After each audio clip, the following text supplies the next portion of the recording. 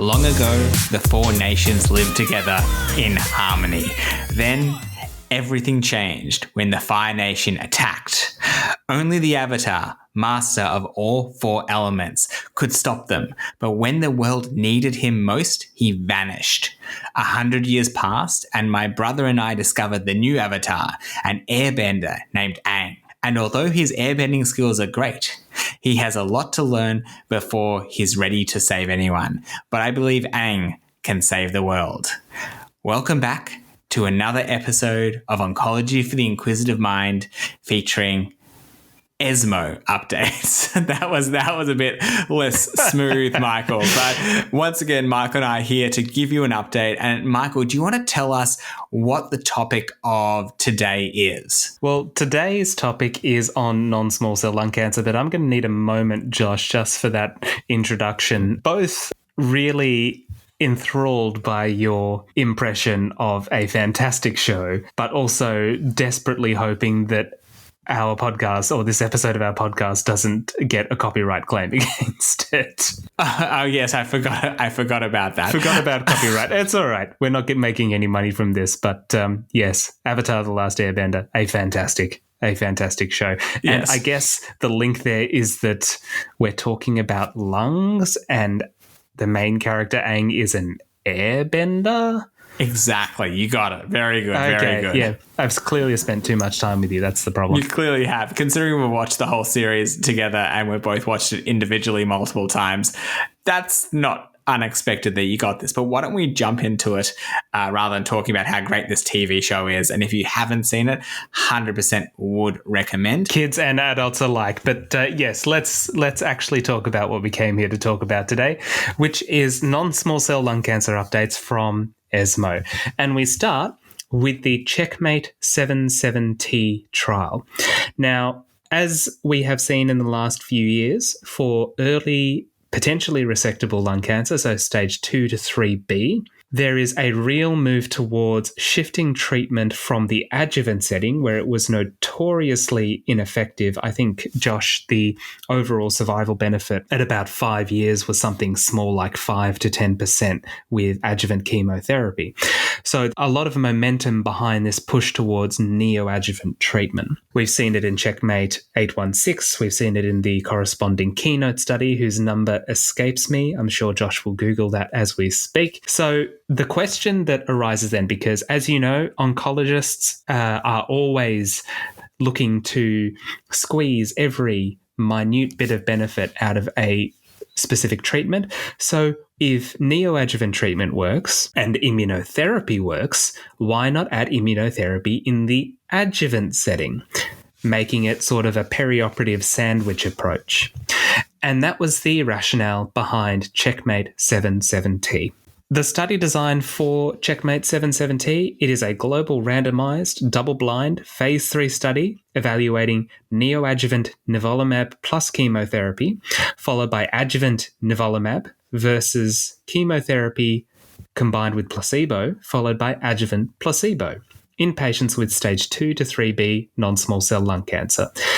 This year's ESMO presentation was a pre-specified event-free survival interim analysis. The key eligibility criteria were resectable stage 2A to 3B non-small cell lung cancer with no prior systemic anti-cancer treatment, an ECOG performance status of 0 to 1, and importantly, no EGFR mutations or known ALK alterations. The obvious explanation for that is if you have those with some of the FLAURA2 data and some of the similar data in the ALK setting, it becomes not acceptable, I guess, to withhold the relevant tyrosine kinase inhibitors in these patients. Patients were stratified by histology, non-squamous versus squamous, disease stage 2 or stage 3, and tumour PD-L1 expression, greater than 1% versus less than 1% versus non-evaluable or indeterminate. The primary endpoint was an event-free survival by independent central review, and the secondary endpoints were PCR rate, major pathological response rate, overall survival, and safety. There were also a couple of exploratory analyses, EFS by pathological complete response or major pathological response rate, and EFS by whether patients had adjuvant treatment or not. The median follow-up for this study was 25.4 months. In terms of the demographics, largely well balanced. 64% of patients had stage 3A or B cancer, so we are looking at cadre of patients at a higher risk. Almost all patients were current or former smokers, and there was a pretty even split between PD-L1 expressions, though there were slightly more patients who had a PD-L1 expression of greater than 1%.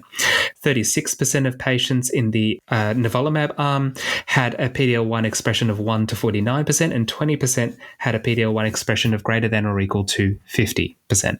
So, the results. The one thing that I always like to look at with these patients is how many patients fell off or did not get to surgery. In the nivolumab group, 15% or 34 patients discontinued neoadjuvant treatment, though this was normally due to study drug toxicity. 20% had cancelled definitive surgery, with 6% due to disease progression, 5% due to patient refusal, 4% to surgical decisions, 3% to adverse events, and 3% to others. So it is not a small number of people, Josh, who are missing out on surgery, but you compare that to the chemo placebo group, where 22% had cancelled definitive surgery and 10% of those was due to disease progression. So regardless of what you do, I think there is unfortunately going to be a number of patients who will progress and potentially progress out to the point where they are no longer surgically resectable if there is any delay to surgery. A big challenge will be to actually find out who these patients were at time of diagnosis, but that's not something that we are able to do just yet. In terms of surgical outcomes, there was no significant difference in the rates of R0 resection, 89 versus 90%, so 1% better in the placebo group. You can't really read much into that. In terms of the primary endpoint, however, the median event-free survival was not reached in the nivolumab arm versus 18.4 months in the placebo arm, with a hazard ratio of 0.58. And this was statistically significant. Subgroup analysis revealed a benefit that was consistent across most groups, and we say this in inverted commas. The quote-unquote exceptions are patients with stage 2 disease who had a hazard ratio of 0.81 and a confidence interval from 0.46 to 1.43. If you compare that to patients with stage 3 disease, the hazard ratio is 0.51. Although it's important to note that the median event-free survival was not reached in either arm, NIVO or placebo, for the stage 2 subgroup. Patients with N0 disease had a hazard ratio of 0.8 and a confidence interval of 0.48 to 1.32, again compared to patients with higher risk disease of N2 staging, they had a hazard ratio of 0.46. Patients with squamous pathology had a hazard ratio of 0.46 versus non-squamous, who had a hazard ratio of 0.72. Again, not really surprising, as squamous pathologies across tumor types do tend to have a better response to immunotherapy than non-squamous pathologies. And the last group where the benefit appeared to be slightly less clear was never smokers, but there were only 44 of these patients in the whole trial that enrolled 450. Less than 10% of patients were never smokers. But the hazard ratio there was 1.32. There was a correlation between response rates and PD-L1 expression. To illustrate, patients who had a PD-L1 expression of less than 1% had a hazard ratio of 0.73 for EFS, whereas those with a PD-L1 expression of greater than or equal to 50% had a hazard ratio of 0.26. Yet another reason, Josh, to check a patient's PD-L1 status even before they have metastatic disease, because up till recently, we didn't really bother checking mutations or PD-L1 status for patients in the earlier stage because we knew they were going to get surgery and chemo. Knowing this information wouldn't have changed our approach. Nowadays, though, that sort of information is becoming more and more important. So if you have an early stage lung cancer patient who's getting neoadjuvant treatment or is being discussed at an MDM, make sure they have a tumor next generation sequencing to look for mutations, but also a PD-L1 expression level. In terms of PCR and major pathological response rates, these were higher in the NIVO group. PCR rates were 25.3 versus 4.7%. So with NIVO, in this approach, a quarter of patients are getting a pathological complete response with neoadjuvant treatment. Major pathological responses were present in 35 versus 12% of patients. So again, much higher rates. Now, of course, the follow-up question is, does this actually correlate with better outcomes? And the jury is still a little bit out on that, but there is a trend in this study towards suggesting that if you have a PCR or a major pathological response, you are going to do better. In terms of safety, treatment-related adverse events were roughly equal in both groups. There were higher rates of AEs leading to discontinuation in the NIVO group, as mentioned before. Treatment-related severe adverse events were also slightly higher in the NIVO group, but there were no unexpected signals in either treatment-related SAEs or immune-mediated SAEs. It's sort of what we've come to expect for nivolumab. So to summarise, neoadjuvant nivolumab plus chemo followed by adjuvant NIVO demonstrates statistically significant and clinically meaningful EFS improvement versus chemotherapy with placebo. Exploratory analysis suggests correlation between PCR rates and improved event-free survival, and there were no new safety signals. The one question I did have, and I suspect this is more of a standard approach with these trials now, but there was no chemotherapy given in the adjuvant control arm. It was just placebo versus NIVO. And the question is adjuvant chemotherapy dying in resectable non-small cell lung cancer as an approach? I suspect the reason it's not done is because the chemo is put neoadjuvantly and it's basically a one-for-one substitution. There's probably, as we've said before, not much benefit to be gained from putting more chemo in the adjuvant setting. But it was just something that I thought was interesting, that in the adjuvant setting, it's NIVO versus nothing. And this study does have a competitor. It seems like the CheckMates and the Keynotes are going blow for blow, because there is a Keynote 671, which had a very similar study design. I think it was published in the New England Journal of Medicine either this year or last year.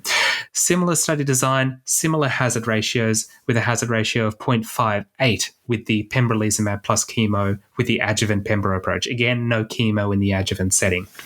The estimated 24-month overall survival, which is data that we don't have for CheckMate 77T, was 80.9 versus 77.6% with a p-value of 0.02. And in this study, that did not meet the pre-specified cutoff for statistical significance.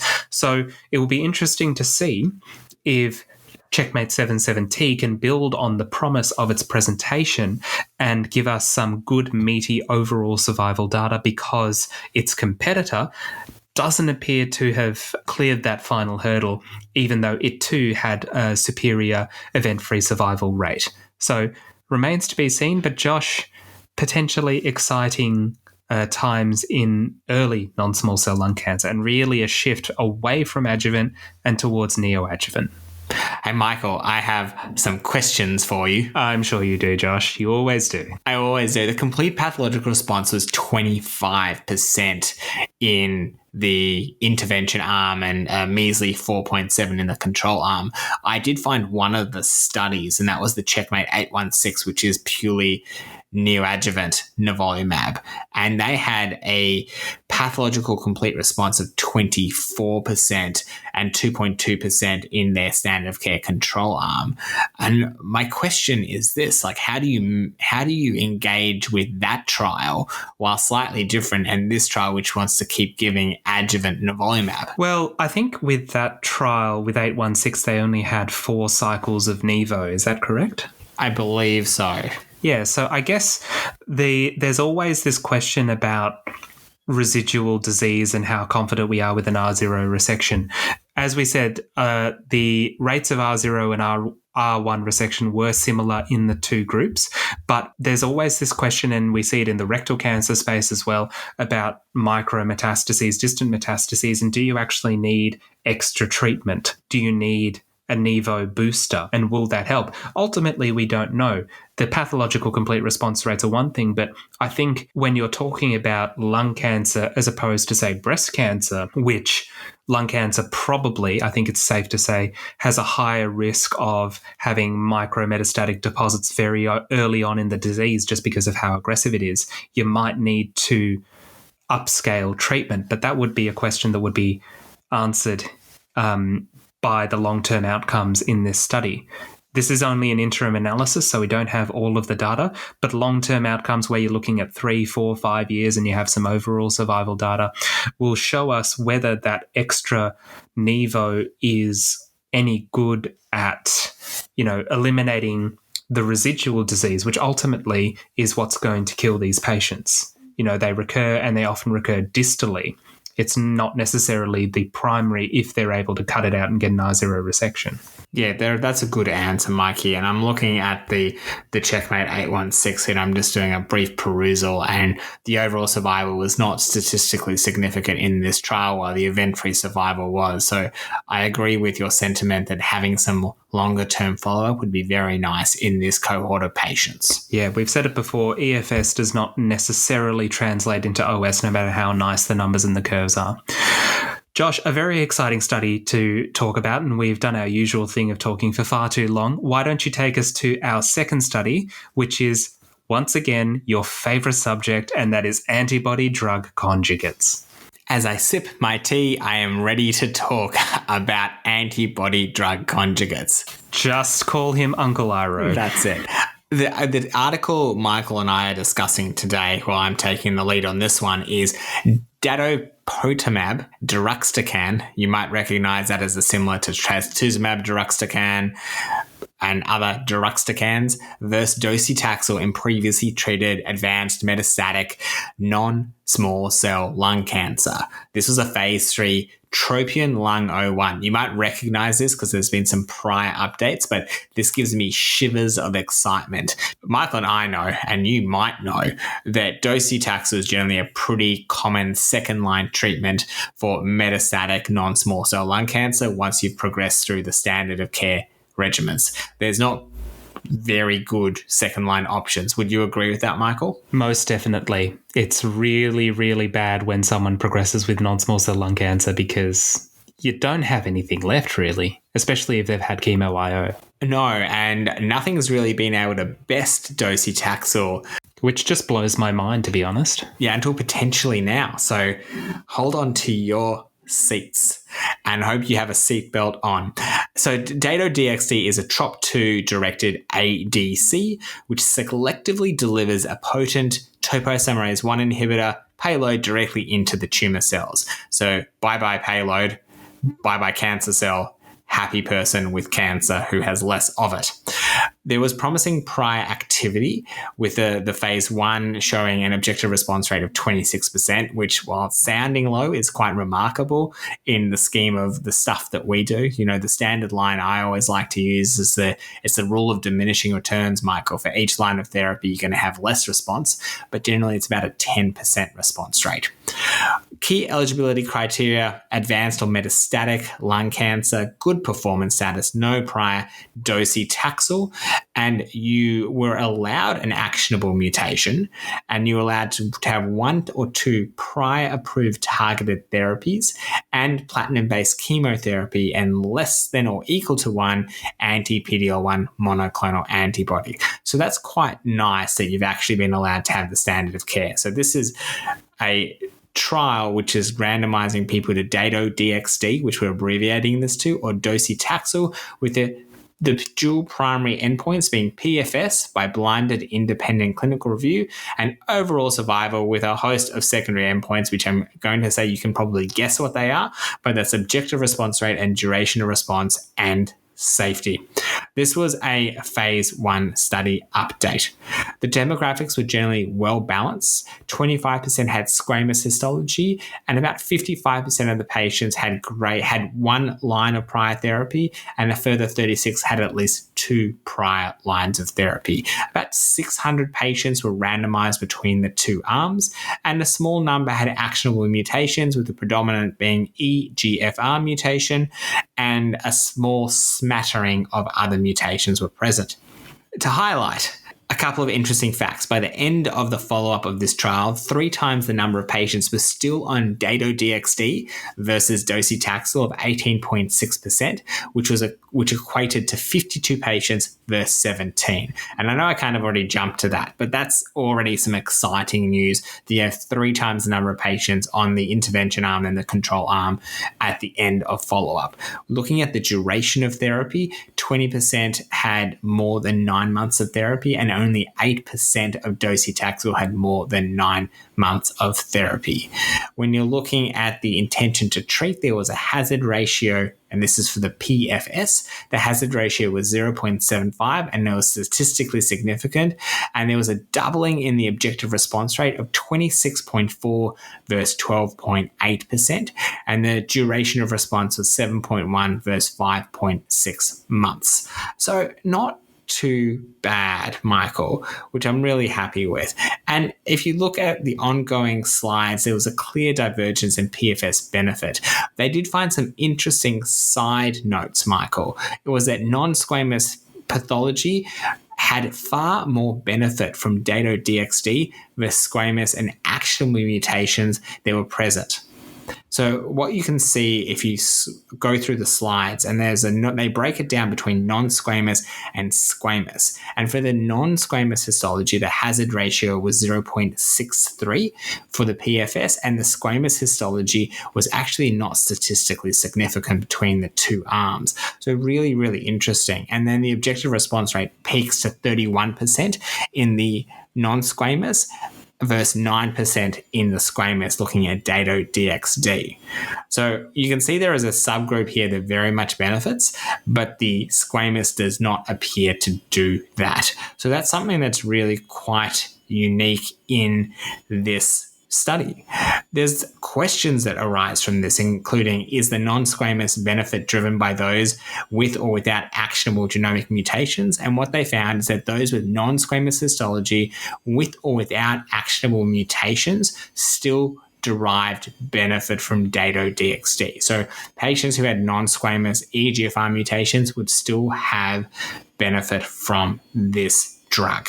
The secondary dual endpoint was overall survival in the intention to treat, and this is an interim analysis, and the final reading has not yet occurred, and the hazard ratio is 0.9 but not statistically significant, with the median overall survival being 12.4 months in Dato versus 11 months in docetaxel. There's a trend, but we have to wait for this to happen. Looking at the safety data, couple of things to highlight. And Michael, you might know this from prior trials, but immune-related adverse events was something to be interested in, specifically that of ILD, or lung fibrosis, or pneumonitis, or whatever you want to call it.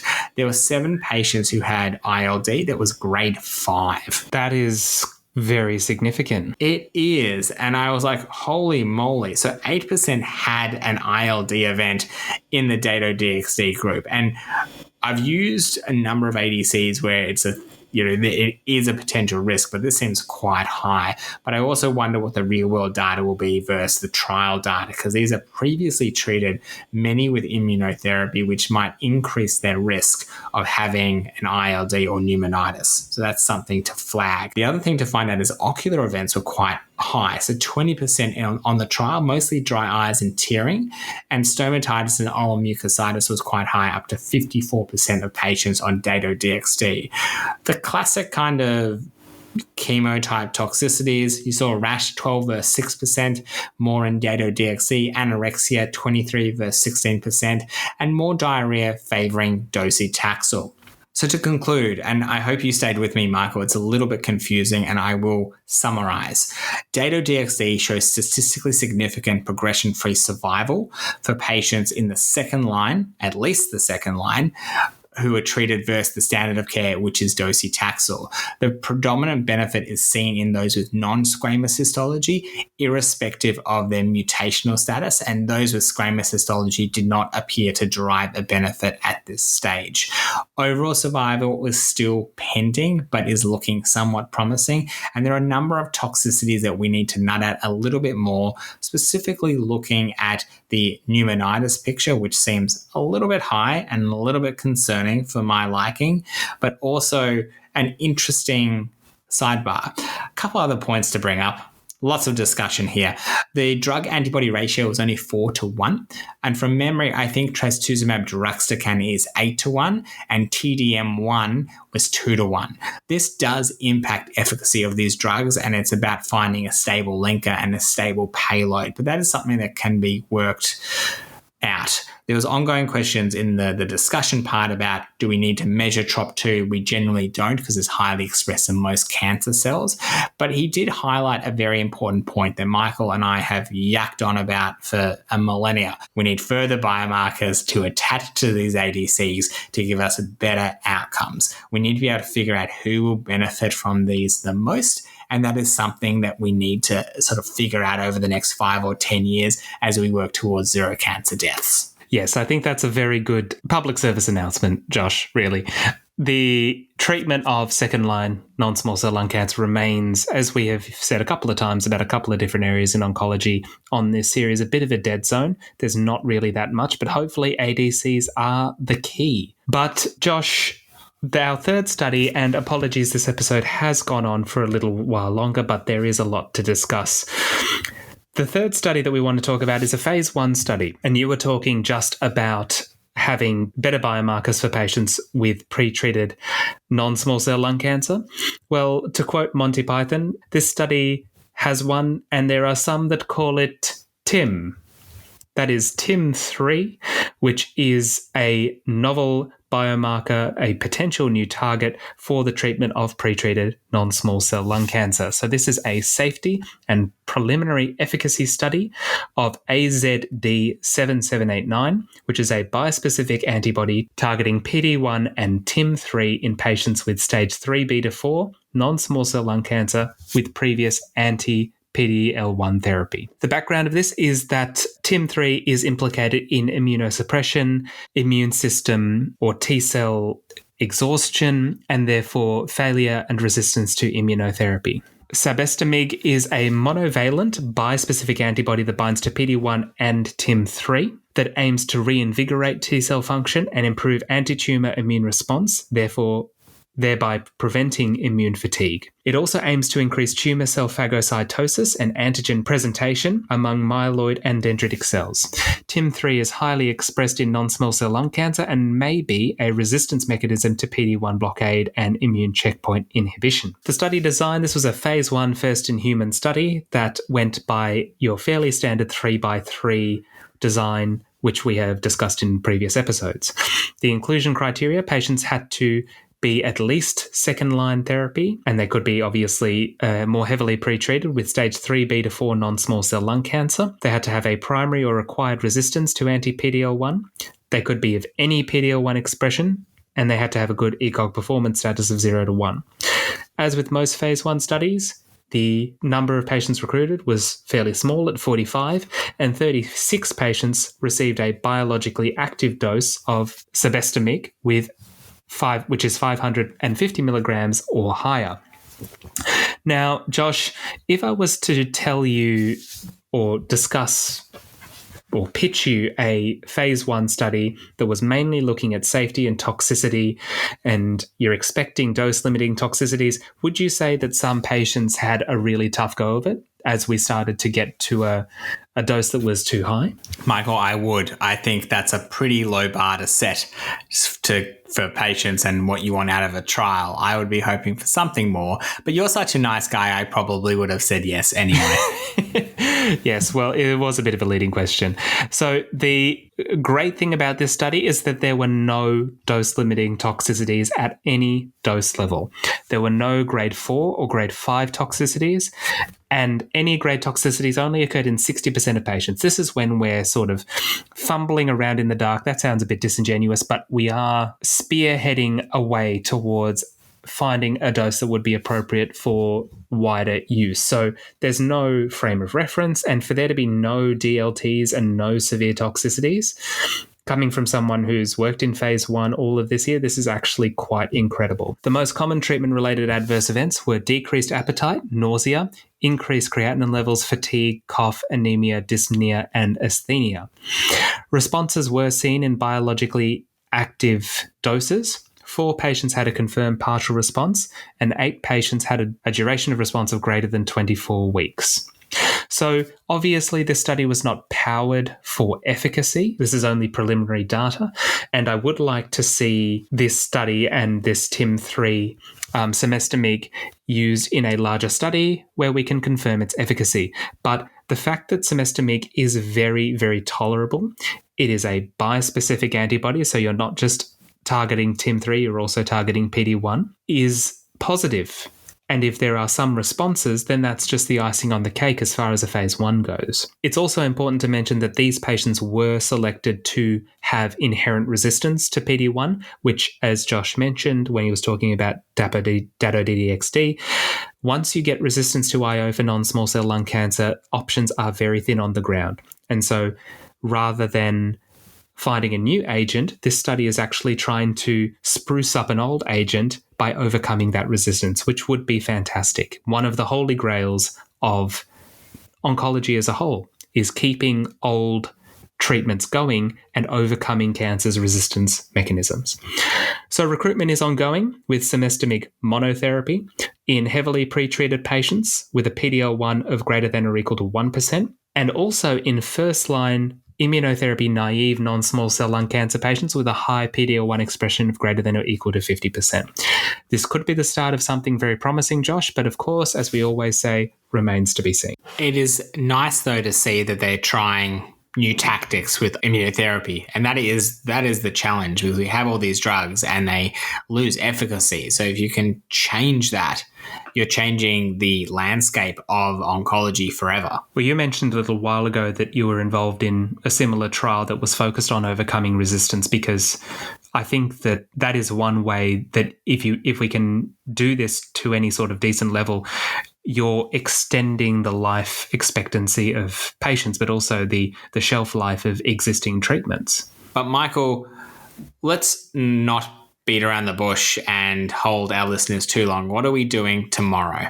Next time, we will be talking about melanoma and cutaneous squamous cell cancers, and there are a couple of interesting things here, so we hope you will join us again as we approach the end of our epic ESMO Spectacular. See you then, Mikey. Bye.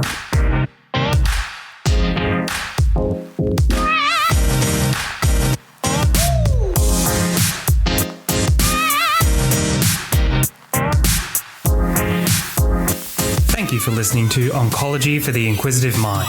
You'll find previous episodes on our website, along with weekly posts, resources, and links to our Twitter and LinkedIn pages. Check it out at inquisitiveonc.com. That's inquisitiveonc.com.